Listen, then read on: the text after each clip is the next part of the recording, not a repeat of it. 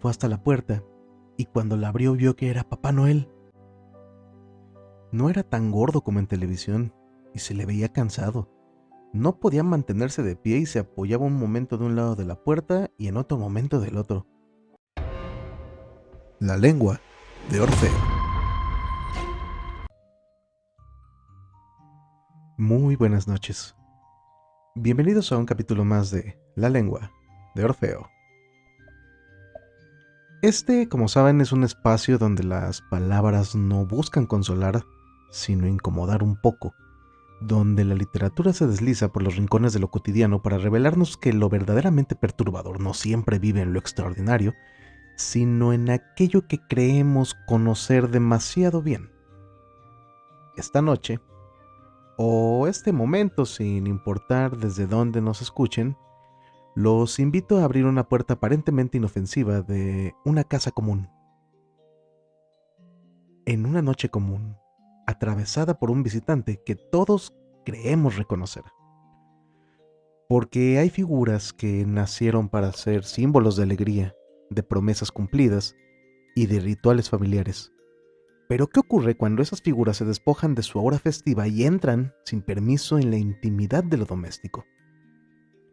El cuento, el relato que están a punto de escuchar, juega precisamente con esa fisura, con la incomodidad que surge cuando algo familiar se vuelve extraño, cuando la lógica se quiebra sin hacer ruido, cuando nadie grita, nadie corre, y aún así, algo está profundamente mal.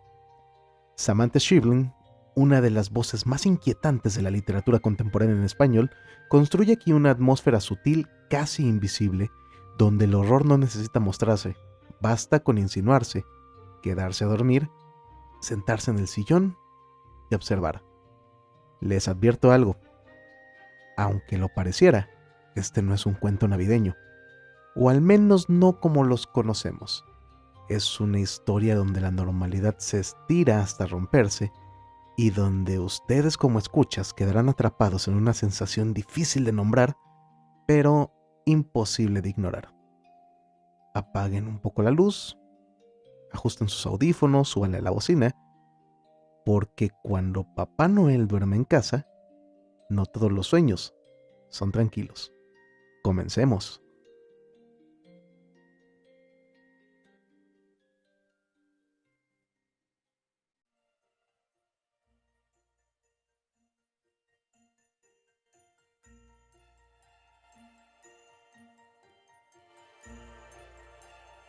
La Navidad en que Papá Noel pasó la noche en casa fue la última vez que estuvimos todos juntos. Después de esa noche, papá y mamá terminaron de pelearse, aunque no creo que Papá Noel haya tenido nada que ver con eso. Papá había vendido su auto unos meses atrás porque había perdido el trabajo, y aunque mamá no estuvo de acuerdo, él dijo que un buen árbol de Navidad era importante esa vez, y compró uno de todas formas. Venía en una caja de cartón, larga y plana, y traía una hoja que explicaba cómo encajar las tres partes y abrir las ramas de forma de que se viera natural. Armado era más alto que papá, era inmenso, y yo creo que por eso ese año Papá Noel durmió en nuestra casa. Yo había pedido de regalo un coche a control remoto. Cualquiera me venía bien, no quería uno en particular, pero todos los chicos tenían uno en esa época y cuando jugábamos en el patio, los autos a control remoto se dedicaban a estrellarse contra los autos comunes como el mío. Así que había escrito mi carta y papá me había llevado hasta el correo para enviarla, y le dijo al tipo de la ventanilla: "Se lo enviamos a Papá Noel", y le pasó el sobre. El tipo de la ventanilla ni saludó, porque había mucha gente y se ve que ya estaba cansado de tanto trabajo. La época navideña debe ser la peor para ellos. Tomó la carta, la miró y dijo: falta el código postal. Pero es para Papá Noel, dijo papá, y le sonrió y le guiñó un ojo. Se ve que para hacerse amigo, y el tipo dijo: sin código postal no sale.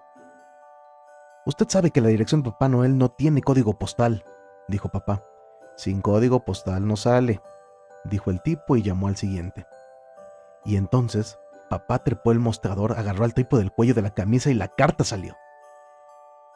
Por eso yo estaba preocupado ese día, porque no sabía si la carta le había llegado o no a Papá Noel. y del asunto del coche dependía que me aceptaran los chicos que jugaban en el patio del colegio. Además, no podíamos contar con mamá desde hacía casi 2 meses y eso también me preocupaba, porque la que siempre estaba en todo era mamá, y las cosas salían bien entonces, pero un día dejó de preocuparse, así nomás, de un día para otro. La vieron algunos médicos. Papá siempre la acompañaba y yo me quedaba en la casa de Marcela, que es nuestra vecina, pero mamá no mejoró. Dejó de haber leche y cereales a la mañana, ropa limpia para vestirse. Papá llegaba tarde a los lugares a los que debía llevarme y después llegaba otra vez tarde para pasarme a buscar. Cuando pedí explicaciones, papá dijo que mamá no estaba enferma, ni tenía cáncer, ni se iba a morir. Que bien podría haber pasado algo así, pero él no era un hombre de tanta suerte. Marcela me explicó que mamá simplemente había dejado de creer en las cosas, que eso era estar deprimido, y te quitaba las ganas de todo, y tardaba en irse. Mamá no iba más a trabajar, ni se juntaba con amigas, ni hablaba por teléfono con la abuela. Se sentaba con su bata frente al televisor y hacía zapping toda la mañana, toda la tarde y toda la noche. Yo era el encargado de darle de comer. Marcela dejaba comida hecha en el freezer por las porciones marcadas. Había que combinarlas. No podía, por ejemplo, darle todo el pastel de papas y después toda la tarta de verdura.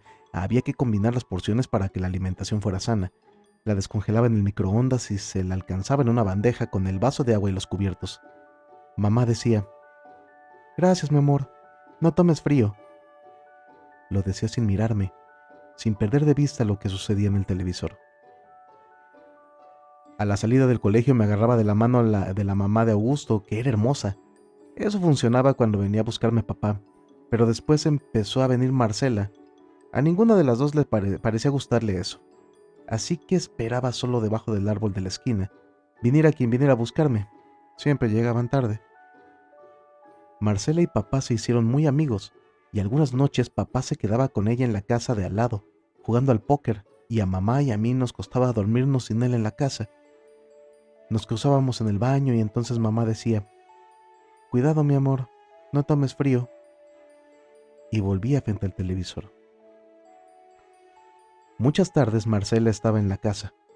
Eran las tardes en que cocinaba para nosotros y ordenaba un poco. No sé por qué lo hacía. Supongo que papá le pediría ayuda y como ella era su amiga se sentía en la obligación, porque la verdad es que no se le veía muy contenta. Un par de veces le apagó el televisor a mamá, se sentó frente a ella y le dijo: «Julia, tenemos que hablar, esto no puede seguir así». Le decía que tenía que cambiar de actitud, que así no llegaría a ningún lado, que ella ya no podía seguir ocupándose de todo, que tenía que reaccionar y tomar una decisión o terminaría por arruinarnos la vida. Pero mamá nunca contestaba.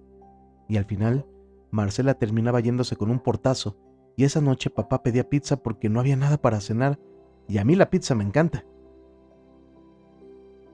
Yo le había dicho a Augusto que mamá había dejado de creer en las cosas y que entonces estaba deprimida, y él quiso venir a ver cómo era. Hicimos algo muy feo que a veces me avergüenza. Saltamos frente a ella un rato, pero mamá apenas nos esquivaba con la cabeza. Después le hicimos un sombrero con papel de diario, se lo probamos de distintas maneras y se lo dejamos puesto toda la tarde, pero ella ni se movió.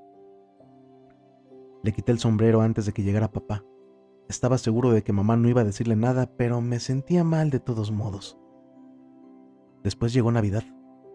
Marcela hizo su pollo al horno con verduras horribles, pero como era una noche especial me preparó además papas fritas. Papá le pidió a mamá que dejara el sillón y cenara con nosotros. La movió cuidadosamente hasta la mesa. Marcela la había preparado con un mantel rojo, velas verdes y los platos que usamos para las visitas. La sentó en una de las cabeceras y se alejó unos pasos hacia atrás, sin dejar de mirarla. Supongo que pensó que podía funcionar, pero en cuanto él estuvo lo suficientemente lejos, ella se levantó y volvió a su sillón. Así que mudamos las cosas a la mesa ratonera del living y comimos ahí con ella. La tele estaba prendida, por supuesto, y el noticiero mostraba una nota sobre un sitio de gente pobre que había recibido un montón de regalos y comida de gente de más plata, y entonces ahora estaban muy contentos. Yo estaba nervioso y miraba todo el tiempo el árbol de Navidad porque ya iban a ser las 12 y quería mi auto. Entonces, mamá señaló el televisor. Fue como ver moverse un mueble. Papá y Marcela se miraron. En la tele Papá Noel estaba sentado en el living de una casa con una mano abrazaba a un chico sentado sobre sus piernas y con la otra a una mujer parecida a la mamá de Augusto. Entonces la mujer se inclinaba y besaba a Papá Noel y Papá Noel te miraba y decía: "Y cuando vuelvo del trabajo solo quiero estar con mi familia". Y un logo de café aparecía en la pantalla. Mamá se puso a llorar. Marcela me tomó de la mano y me dijo que subiera al cuarto, pero yo me negué. Volvió a decírmelo, esta vez con el tono impaciente con el que le habla a mamá, pero nada iba a alejarme esa noche del árbol. Papá quiso apagar el televisor y mamá empezó a luchar con él como una nena. Sonó el timbre y yo dije: ¡Es Papá Noel! Y Marcela me dio una cachetada. Y entonces papá empezó a pelear con Marcela y mamá encendió otra vez el televisor. Pero Papá Noel ya no estaba en ningún canal. El timbre volvió a sonar y papá dijo: ¿Quién mierda es?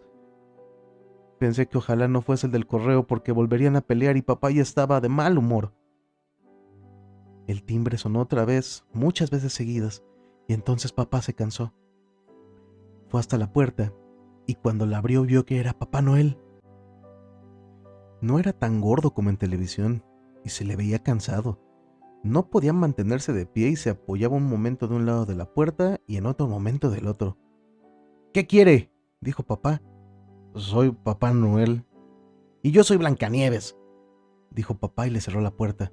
Entonces mamá se levantó, corrió hasta la puerta, la abrió y Papá Noel todavía estaba ahí tratando de sostenerse y lo abrazó. A papá le agarró un ataque.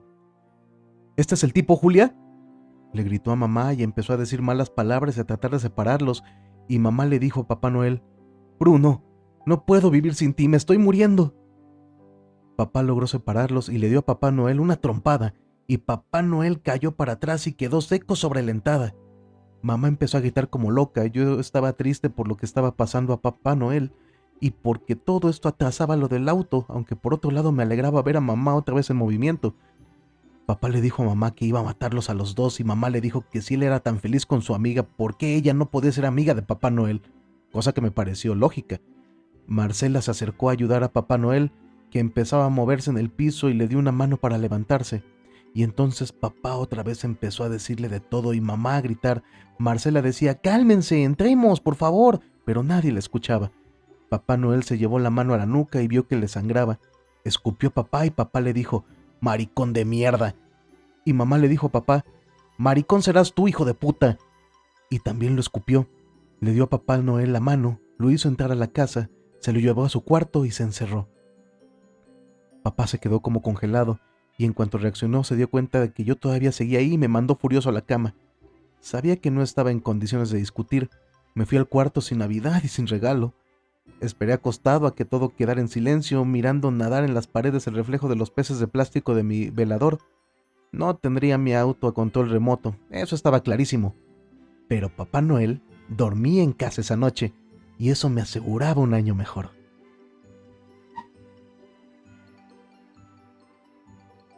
Y es así como terminamos no sé si llamarlo cómico, satírico, extraño cuento de Navidad, que aunque les dije al principio que no era navideño, pues por el espíritu mismo sí se desarrolla en época navideña. Espero que haya sido de su agrado. Es un cuento más que se suma a la lista de relatos o de cuentos que vamos a estar platicando, compartiendo con ustedes en este mes de diciembre. Y permítanme comentarles algo. Tal vez les extrañe que en esta noche de viernes o en este fin de semana no haya un capítulo de Monstruitos y Alimañas como ha sido así desde hace medio año, cada viernes con el buen Kenny, o de encuentros cercanos con un tercer tipo, con Kenny y con el buen Kes. Pero ¿qué creen? Que pues nos vamos de vacaciones y también estos señores merecen un descansito y ya tienen planes y pues la verdad es que sí, nos hace falta un descanso de las múltiples cosas que hacemos todos y hemos decidido retomar con todo a partir de enero porque nos quedan una lista interminable de monstruitos, de alimañas, de ovnis, de aliens, de casos, de brujas, de muchísimos temas. Pero pues como todo mundo también se merecen o nos merecemos un descansito, sin embargo, van a seguir aquí los cuentos. Yo por mi parte prometo traerles más y más cuentitos para que los acompañen de aquí hasta que termine el año con este espíritu navideño y que a partir de enero retomemos con todo porque tenemos muchísimos, pero muchísimos planes y muchísimas sorpresas para ustedes. De mi parte, como siempre, quiero agradecerles el favor de su atención. Eh, Además, recordarles nuestras redes sociales, nos pueden seguir en Spotify, por favor denle ahí seguir, en Instagram como La Lengua de Orfeo, nos encuentran también en TikTok, en YouTube también como La Lengua de Orfeo, la cuenta de correo es lalenguadeorfeo@gmail, y nada nos encantará más que nos sigan, que le den seguir, que nos compartan, que nos hagan comentarios. Y pues nada, aquí seguimos, estamos cada vez más cerca de la Navidad, espero que estén pasando posadas padrísimas, cuídense mucho en todo lo que están haciendo, disfruten con su familia y pues les mando un abrazo enorme. Mi nombre es Juan Luis Venegas, esto fue La Lengua de Orfeo y en esta ocasión relatamos el cuento de Papá Noel llega a casa de Samantha Schibling. Papá Noel duerme en casa, discúlpenme por favor, de Samantha Schibling.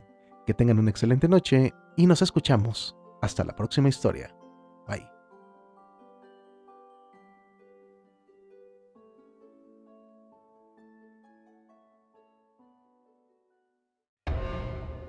La lengua de Orfeo.